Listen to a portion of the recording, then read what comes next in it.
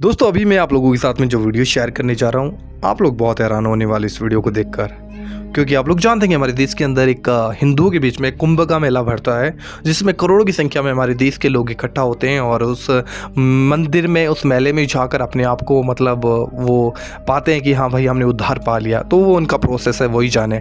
But दोस्तों इस यहाँ से मेरे पास में एक वीडियो निकल कर आया है जो आप लोगों को बहुत हैरान कर देगा। आप लोग जानते हैं कि वहाँ पर एक लड़की है जिसका नाम मोनालिसा है और उसकी आंखों की वजह से वो लड़की बहुत ज़्यादा फेमस हो गई। वहाँ पर ही मंदिर में, मेले में वो एक माला वगैरह बेचने का काम करती थी घूम फिर के।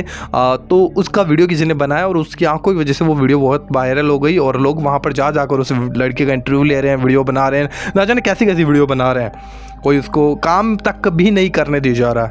लेकिन अभी वहाँ से जो वीडियो निकल कर आया है, इसमें एक बाबा किस तरीके की बातें कर रहा है कि भाई ये लड़की अगर मुझे नहीं मिली तो मैं अपने आप को नष्ट कर लूँगा। तो ये कैसे मान सकता है जो हमारे देश के अंदर पनप रही है। और ये जो अपने आप को बाबा कहते हैं, क्या ये हमारे देश को सही रास्तों पर लेकर जाएंगे? देन प्लीज़ आप इस वीडियो को देखिए, फिर इस वीडियो के बारे में हमें जरूर इस वीडियो के कमेंट बॉक्स में बताइएगा। हमारे चैनल पर आप लोग पहली बार पहुंचे हो तो बिना सोचे समझे इस चैनल को सब्सक्राइब जरूर कीजिएगा, ताकि आगे आने वाली और भी वीडियोज आप लोगों को मिल सके। देन अभी इस वीडियो को देखिए आप लोग। ये जहाँ भी हो दर्शकों, इसको भेज दो, नहीं तो तेगल बाबा मृत्यु हो जाएंगे, न रहेंगे ना वीडियो देंगे। इसलिए इसी पर चढ़ के फांसी लगा लूंगा। Don't touch me, no permission. सारा दर्शक रोएंगे और गाएंगे, इसलिए मेरा प्यार हमको चाहिए। मोनालिसा। बहुत से लोग परमेश्वर को खोज रहे हैं, बीमारी जानते ही नहीं। एक डॉक्टर साहब बैठे थे, ये बीमार गया और कहने लगा डॉक्टर साहब अच्छा नहीं लग रहा है। बोले क्या बीमारी आ गई है? कौन सी बीमारी? बीमारी हो गई, अच्छा नहीं लग रहा है। पता नहीं अच्छा नहीं लग रहा है। अरे तो तुमको समस्या क्या हो रही है? अब मैं क्या बता दूं, तुम्हारे पास 1760 प्रकार की मशीन है, तुम ही लगा के चेक कर लो। मेरे को अच्छा नहीं लग रहा है, मेरे को क्या हो। अरे तो क्या दुख रहा है? पेट दुख रहा है कि कमर दुख रहा है कि सिर दुख रहा है कि चक्कर आ रहा है कि उल्टी जैसा लग रहा है? क्या डॉक्टर साहब कुछ समझ में नहीं आ रहा है और अच्छा नहीं लग रहा है। तो डॉक्टर कहेंगे ये वाली बीमारी का इलाज मेरे पास में नहीं है, तो दिमाग वाले हॉस्पिटल के पास में जा, अर्थात मेंटल हॉस्पिटल। तुमको मालूम भी तो हो पेट दुख रहा है, पता चला पेट में बीमारी और घुटने में मशीन लगा लिया उसने। तो कहीं पेट की बीमारी घुटने में तपास करके आएगी क्या? आज लोगों को मालूम ही नहीं है क्या बात के लिए प्रभु को खोजना है। हम परमेश्वर को खोजते हैं, खुद को नहीं खोजते। और धरती में 90% लोग, नहीं 90 नहीं 99% लोग परमेश्वर को खोजते हैं, पर मिलता नहीं। जिस दिन मिल जाएगा ना, जिंदगी के हर प्रश्नवाचक चिन्ह शून्य हो जाएंगे। प्रभु कहते हैं जब तक यहोवा मिल सकता है तब तक उसकी खोज में रहो।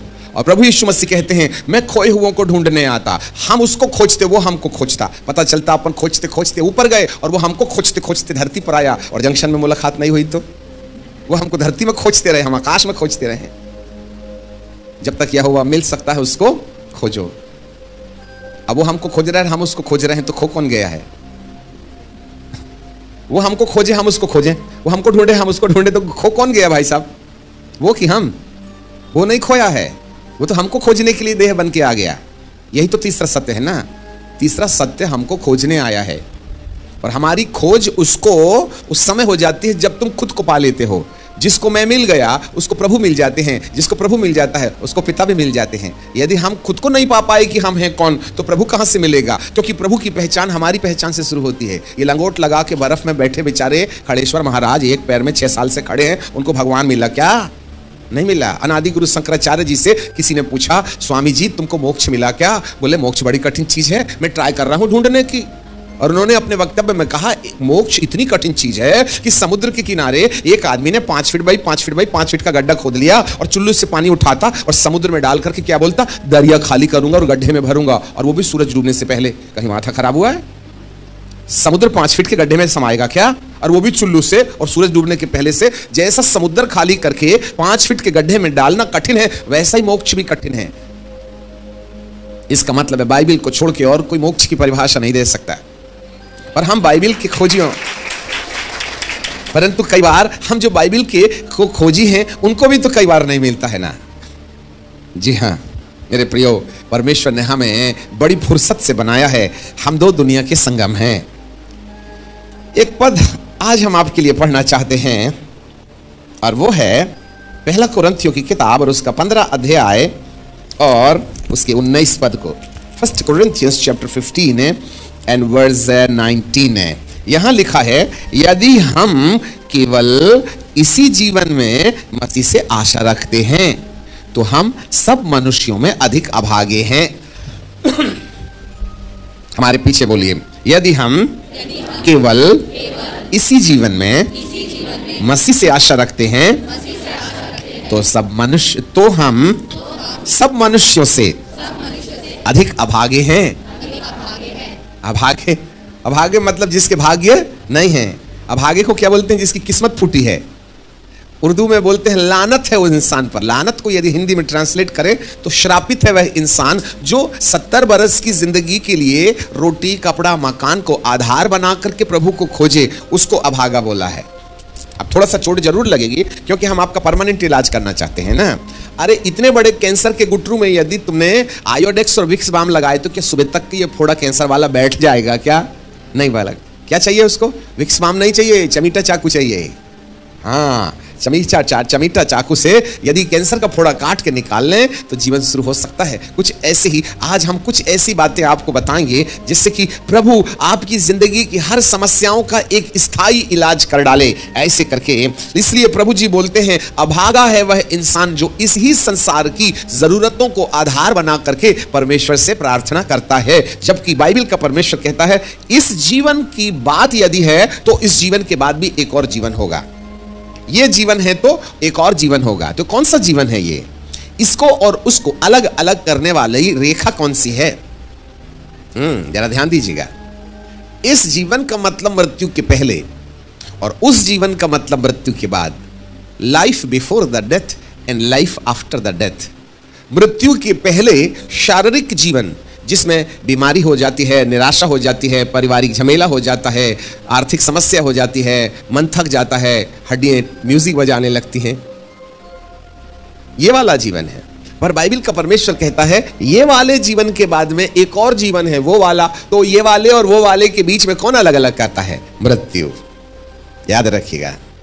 इसका मतलब है जरूर 50, 60, 70 साल की जिंदगी के साथ साथ है एक और जिंदगी है जो मृत्यु के बाद लागू होती है, और वो जिंदगी करोड़ों साल की है। करोड़ों साल की है। ये जिंदगी 70 साल की है और वो जिंदगी करोड़ों साल की है। इंसान 70 साल की जिंदगी के लिए रोटी कपड़ा मकान चंगाई छुटकारा आशीर्वाद घर कार बंगला बीबी टीवी पता नहीं क्या क्या खोजता बेचारा, और बूढ़ा होकर के सब छोड़ के पैदल चला जाता, चड्डी बनियान भी साथ नहीं ले जाता। कमाए थे हमने क्या नहीं किया, जिंदगी बचपना खेल खेल करके खो दिया, जवानी नींद भर सोया, और अधेड़ उम्र बाल बच्चों के लिए पैसा कमा कमा के पेंसिल समान जिंदगी घस दी, और जब बुढ़ापा आया तो हड्डियां म्यूजिक बजाने लगी। अब पेट दुख रहा है, कमर दुख रहा है, फिर जो रोना शुरू हुआ, फिर हम बाजार जाते हैं और खंजरी उठा लाते हैं और बुढ़ापे में खंजरी बजाना शुरू कर देते हैं। तो नाती पोते बोलते हैं दादा जवानी में गाना नहीं गाए, आजकल तुमको बड़ा गाने का शौक हो गया। तो दादा क्या बोलते हैं, बेटा धरती बहुत भोग लिया, अब ऊपर भी तो रिजर्वेशन कराना पड़ेगा ना। आपको ये ख्याल कब आया था? जब एक पैर कब्रिस्तान में है, जब डॉक्टर बोलता है थोड़े से दिन बचे हैं, तब भगवान के दरबार में आ जाते हैं। पूरी जिंदगी इंसान ने पेंसिल सामान घस दी और मरने के करीब करीब खंजरी उठा करके भगवान की भक्ति करता है। लोग बुढ़ापे में बपतिस्मा लेते हैं जब मालूम हो गया कि लाइन क्लियर हो गया है।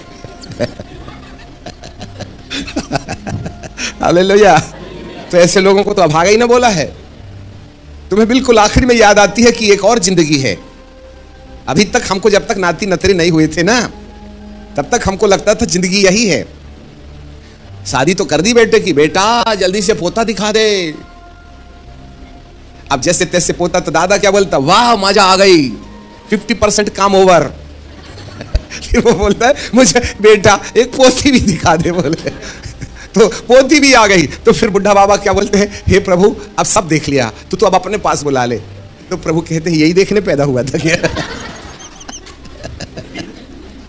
समझ में आ गया? पोता पोती देख के पैदा हुआ था, पोता पोती देखने पैदा हुआ था क्या? ऐसे लोगों को तो बाइबल में लिखा भागा, मतलब किस्मत फूटी पोता देखने वाले की।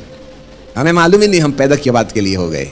मेरा परमेश्वर हमको इस धरती के अंदर 6वें दिन बड़ी फुर्सत से इसलिए थोड़ी बनाया था कि पोता पोती देख के मर पड़ो तुम।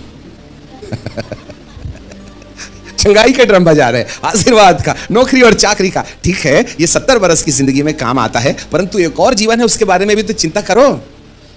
मृत्यु के बाद वाले जीवन की भी तो चिंता कीजिएगा। और जिस समय मृत्यु के बाद वाले जीवन की चिंता में सफल हो गए ना, तो ये वाली चिंता के जितने भी प्रश्नवाचक चिन्ह हैं बिना भगाए भाग लेंगे।